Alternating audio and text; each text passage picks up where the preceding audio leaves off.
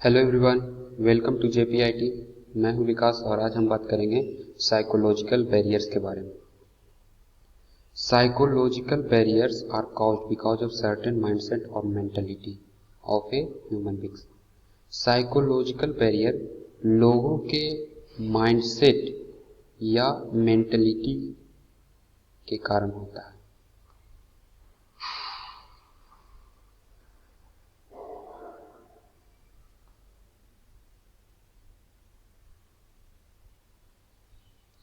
Mindset या mentality के कारण होता है, जैसे कि डे ड्रीमिंग। डे ड्रीमिंग में क्या होता है?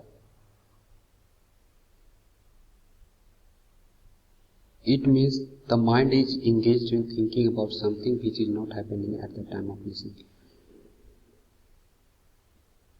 डे ड्रीमिंग मतलब कि जिस समय कम्युनिकेशन हो रहा होगा उस समय माइंड में कुछ और ही चल रहा होगा, और उसके कारण क्या होता है कि जो रिसीवर है वो मैसेज को रिसीव नहीं कर पाता है सही से। मतलब डे ड्रीमिंग के कारण डिस्ट्रैक्शन होता है, और डिस्ट्रैक्शन के कारण कम्युनिकेशन का कुछ भाग रिसीवर मिस कर देता है, और उसके कारण लिंक कम्युनिकेशन का टूट जाता है। फिर है prejudice. Prejudice means the preoccupied mind about some person. Prejudice का मतलब कि क्या हुआ कि किसी आदमी के बारे में पहले से बैठा हुआ होना उसके दिमाग में। If the mind is pre occupied the person, अगर पहले से दिमाग में बैठा हुआ रहेगा उस आदमी के बारे में तो वो आदमी हमेशा उसी तरह दिखाई देगा। In the case of prejudice, good thoughts of an unliked person are also not positively appreciated. Because of prejudice, negative thoughts come about a certain person and that hampers the communication. क्या होता है कि जब पहले से उसके दिमाग में बैठा हुआ रहेगा उस आदमी के बारे में, तो वो कम्युनिकेशन सही से नहीं कर पाएगा। फिर है इमोशंस। इमोशंस में carry away person from communication. Communication से क्या होता है? इमोशंस के कारण कम्युनिकेशन सही से नहीं हो पाता है। जैसे एनी वर्ड्स, एग्जाम्पल और सिचुएशन में क्रिएट एनी इमोशन। मतलब कि कोई शब्द की मदद से या कोई एग्जाम्पल की मदद से या सिचुएशन की मदद से इमोशन क्रिएट किया जा सकता है, और उसके कारण क्या होता है कि वो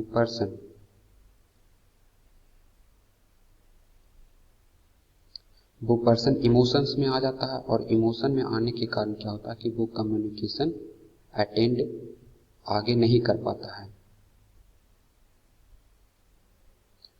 तो एक बार इमोशन में आ जाने के बाद वो पर्सन को बहुत डिफिकल्ट होता है कम्युनिकेशन में करने की, कम्युनिकेशन में इंगेज्ड रहे। Blocked mind, it is the narrow mindedness. यह एक प्रकार का छोटी सोच है। ब्लॉक माइंड क्या है? एक प्रकार का संकीर्ण सोच वाला है। Such person is always reserving. उनके पास क्या होता है कि हमेशा एक तरह का सोच होता है उनके दिमाग में बैठा हुआ, जिसके कारण क्या होता है कि कोई दूसरे पर्सन का कोई सोच, अच्छी सोच उनके दिमाग में नहीं आ पाता है। ब्लॉक्ड माइंड होने के कारण, ब्लॉक्ड माइंड होने के कारण उनके दिमाग में कोई दूसरे पर्सन का अच्छी सोच नहीं आ पाता है। या तो वो फीलिंग हो सकता है सुपेरियरिटी का या इन्फेरियोरिटी का। फिर है generation gap. Mostly people belonging to one generation think alike. ज्यादातर जो है एक जनरेशन के लोगों का सोच एक जैसा होता है, उनका थॉट्स, व्यूज, आइडिया सब एक दूसरे से मैच करता है। But it is very uncommon to find such match of thoughts between two different generation. लेकिन वही जो है दूसरे जनरेशन से मैच नहीं कर पाता है।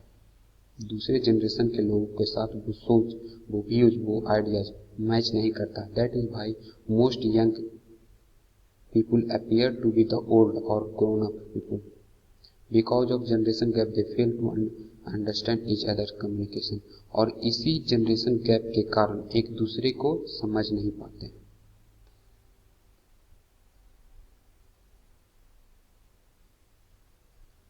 फिर है phobia. Phobia is a strong fear और डिसलाइक ऑफ समथिंग। फोबिया क्या है? एक प्रकार का भय है, डर है, जिसे कि स्टेज फ्राइट।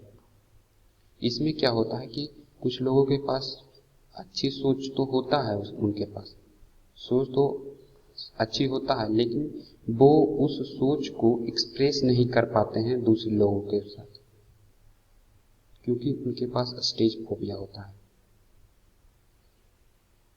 तो स्टेज फोबिया के कारण भी हम देख सकते थे कि कम्युनिकेशन पर प्रभाव पड़ रहा था। फिर है स्टेटस। स्टेटस क्या है? एक प्रकार का सोशल पोजीशन है या कंडीशन है।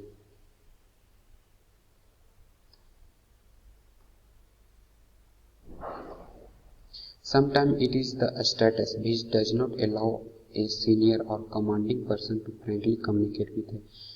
मतलब स्टेटस के कारण ही क्या होता है कि सीनियर को या कमांडिंग पर्सन को जूनियर या लोअर स्टेटस के पर्सन से कम्युनिकेट नहीं कर पाता है।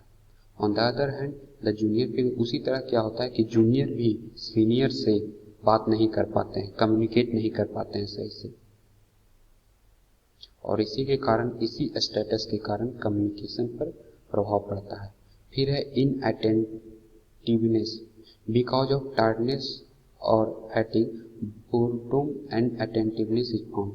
और फिर है इनअटेंटिवनेस, मतलब कि जब कोई पर्सन थका हुआ रहता है तो कम्युनिकेशन के दौरान मैसेज को सही से सुन नहीं पाता है, ध्यान नहीं दे पाता है, और उसके कारण क्या होता है कि कम्युनिकेशन में गैप आता है और रिसीवर मैसेज को समझ नहीं पाता है और वो उस तरह का फीडबैक दे नहीं पाता है सेंडर को।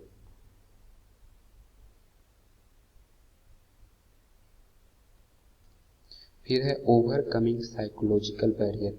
मतलब साइकोलॉजिकल बैरियर पर काबू पाने के लिए क्या करना होगा?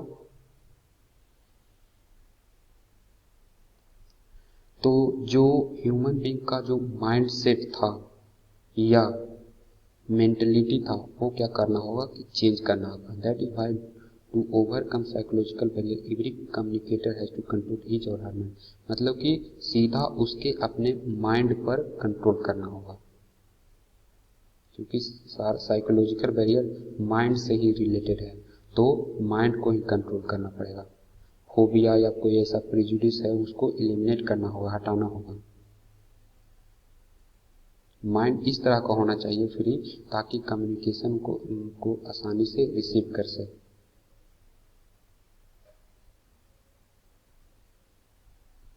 तो ये था साइकोलॉजिकल बैरियर्स।